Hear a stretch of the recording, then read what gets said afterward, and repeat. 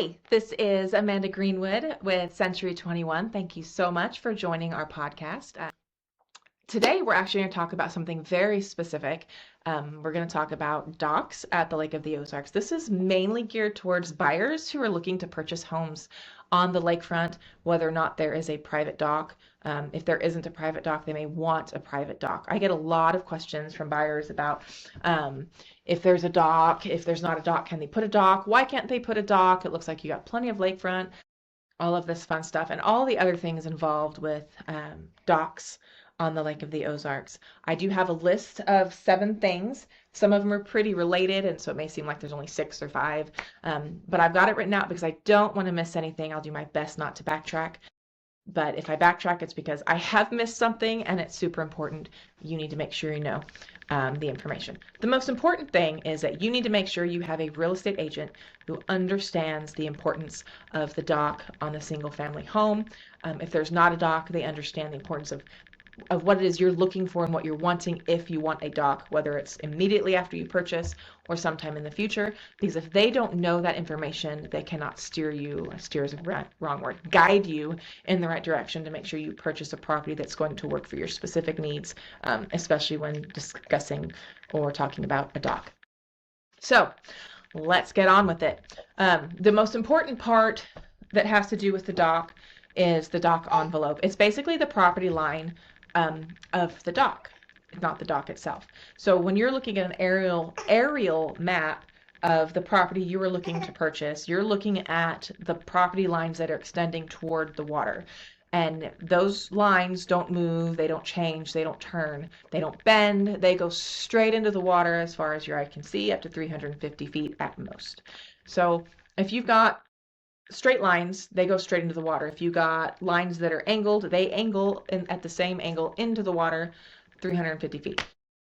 So if you've got a narrow lot or a lot that has like a pie shape and the point is in the water, you need to see just how narrow it is, understand what kind of dock it is you want, what kind of boat it is you want, to see if it is even going to fit there. Because there's a couple different things you have to understand about the docks. When you have your dock, just say it's in the center you want to put it in the center of your property on the lakefront, you have to have at least 5 feet from that imaginary line going into the water on this side and 5 feet from this imaginary line going on the other side. So you have to have, so there's 10 feet of your property line you cannot use. Your dock has to be within those areas. And then you can only go out so far. You can only take up to 1/3 of the cove width. So let's say if the cove, let's use easy numbers, from the high water mark to high water mark on the other side, if it's 90 feet, your dock can only extend a total of 30 feet out. If you have a much wider cove, you have 2 things you have to think of. It's 1/3 of the space up to and not to exceed 350 feet. Most residents and residential docks aren't going to go 350 feet into the water. That's probably more for like your marinas, your community docks, things of that nature. But it's very important that you pay attention to those property lines, because you're not going to be able to have a humongous dock if your property is doing this into the water.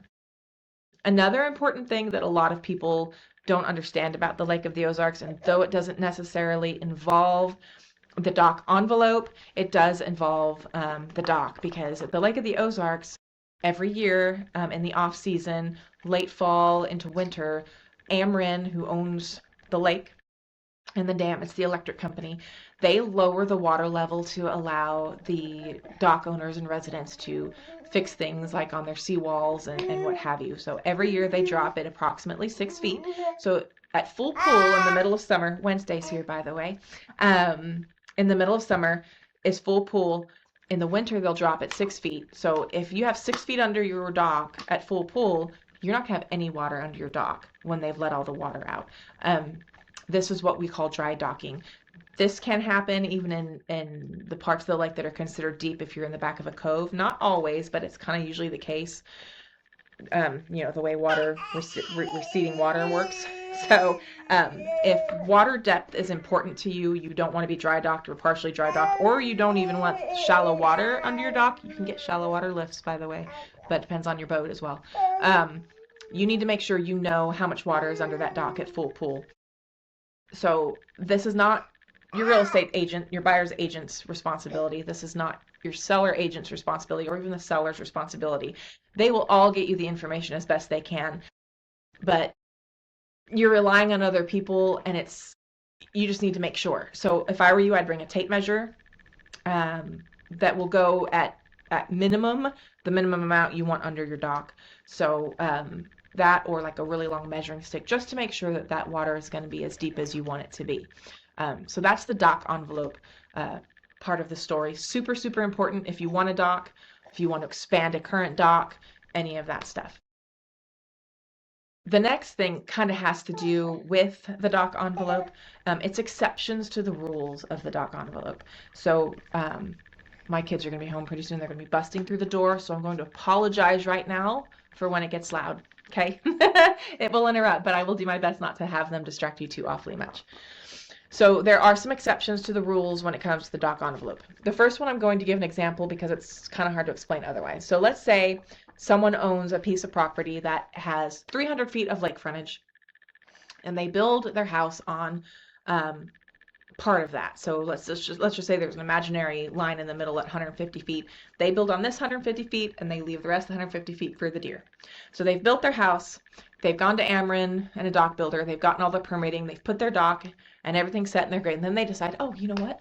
I can make an extra, I don't know, $150,000, because you can, at minimum, selling this 150 feet of lakefront. You're probably going to get more than $150,000 for that in this current market. But anyway, I want to make some extra money. So they have it surveyed. They split it right in half. So they're selling this other piece of the parcel that's 150 feet. Their dock, now when you look at those property lines going into the water, half of their dock is sitting over the property line on the other property's envelope. And it's a big dock. Let's say 1.5 slips, a swim platform, whatever, is sitting on the other side. The person who buys this other parcel and builds a house, they can do nothing about it because it was already permitted and okayed through Ameren. This is one of those exceptions to the rules where you're allowed to go over the property line. If it had been split previously, before they put the dock on and done all the permitting, it would not have been allowed. But because it was done prior to the split, that property line going through the middle of their dock, there's nothing you as the homeowner or landowner on the new parcel can do about it. You're just going to have to adjust with what you have and do your best. So there's that. That's one exception. The other exception, and I've seen it, it doesn't happen very often, I've seen a couple of them, is that the two property owners have a written agreement that is filed with Ameren that this property owner is allowed to hang over this property owner's line in the water, their envelope. That happens every once in a while as well. If neither one of those instances has happened, and there is a dock hanging over the line of another property owner's envelope, the property owner who is being encroached upon in the water has every right to file a complaint against Ameren, and then the dock owner who's doing the encroaching will have to be forced to move their dock. So because it wasn't permitted correctly. So those are your exceptions to the dock envelope rules. So those are two of the 7 things that we're going to talk about today. The next two are pretty similar. So the first one is talking about just dock permitting in general. So you know your envelope, you know how far out you can go, all that stuff. You're going to find a dock builder. They're going to design a dock to your specifications. They're going to come measure. They're going to make sure everything's okay. They're going to communicate with Ameren. Drawings will be made, schematics, whatever, showing the lot lines, the parcel, aerials, all kinds of stuff. Making sure you're not too far out, making sure out into the cove or out into the mouth of the channel, that you're not too far over the envelope or too close to the envelope and all that stuff. And then you're going to pay, as of 2025, $450 to get a new dock. I do believe, like, if there's already a current dock there, that you're going to pay the same amount to have that dock altered if you want to alter it. You have to get a permit to alter it to make sure you're still within the bounds that Ameren sets. Why is Dolly sitting on the front porch? Hold on a second. Hey, I'm doing a video, boys, so shh, go do your chores. It's fine. Go do your chores. So that's the dock permitting for extensions, alterations. I have seen some docks that are like double decker docks. I do not believe those have to be permitted. I think it's only when you start eating up the area within your envelope that you have to get a permit, not necessarily going up. I don't know this for sure. Have your agent contact shoreline management. You can contact shoreline management. Every time I've had to contact them, oh, Wednesday has gotten a hold of the camera. Every time I have contacted them, they have been very responsive, both by phone and by email. So it's a good thing to know, depending on what you want to do, how big the envelope is. Permitting's not hard. There's just rules you have to follow. If you're purchasing a house and the dock is permitted, but there are additions to the dock that have not been permitted, then that's something that you need to know before closing, because when you go to permit, it is possible that Ameren can say, nope, you have to fix this, and then it's up to you to fix it, to pay for the fixing, and then permit it yourself. There's a lot of little intricacies involved with additions on docks, so just make sure it is permitted. You can call Ameren to make sure. They can double check with their aerials. It's not too hard. The extensions or additions to your docks are probably, I believe, still also $450 as of 2025. Let's make sure I don't have anything else. Oh, yes. These permits, so most people just worry about docks at the lake. There are also permits for the seawalls, for water breaks, especially if you live in a really busy cove or out on the main channel. You may want something that helps to break the water before it gets to your dock to try to protect your dock. There's also permitting for that. I've not had to deal with that, but I've seen them out there, so I know there are people who have got permits for those. I believe you even have to have a permit to put a water pump on your dock. So if you want to be able to clean fish on your dock or take a hose and spray your dock off and you want a water pump, even those little additions have to be permitted through Ameren. So just understand, you want to do anything in the water, Ameren has to be involved. So there's that one. Permitting. Okay, so if a dock isn't permitted or you want to change a permit, like if you purchase the home, everything's good and you want to purchase it, it's pretty simple to change the permit to your name from someone else's name. If it wasn't permitted in someone else's name, I think you're going to have to pay the full fee, the $450, and make sure everything's good. If it's already been permitted and in the seller's name and you're just going to change it over to your name once you purchase the house, then you need two things depending on what area you're in. So if you're in an area that has a fire marshal, the fire marshal has to inspect the electrical and pass the electrical on the dock. If you're not in an area with fire marshal, this is not required. You just need the permit or permit number from the previous owner to have it transferred. And of course there's a fee, which in 2025 is $150, I believe. So if there's not a fire marshal, I would still make sure your buyer's agent writes up in the special agreements that the dock electrical is to pass a certified electrician's inspection to make sure that it passes code, because electricity and water don't necessarily mix, and you don't want to find out that there's a problem when you get into the water at your dock. You do not need this inspection to be able to transfer the permit over to your name. If there is a fire marshal, however, a designated fire marshal, you do have to have a dock electrical inspection by that fire marshal, and it has to pass in order to transfer that permit. So you need the fire marshal inspection and you need the permit number from the previous owner to transfer that into your name. So yeah, I mean, it's pretty simple. Just make sure both of those are in there, and that your agent protects you with that. The other part along with this is dock electrical. So dock electrical is important because it can become a huge expense that you become responsible for. For instance, if you don't do it and they require this, you go to change your permit or change the permit over and they say, oh, well, we need your dock inspection. Well, I don't have a dock inspection. Well, go get it inspected. So go get your dock inspected. You find out there's $20,000 worth of dock electrical work to be done because it's been years and years and years and years since anything's been done with it. You have to pay for that before you can change it into your name. And it's unfortunately, that is not the buyer's agent, listing agent, or seller's fault.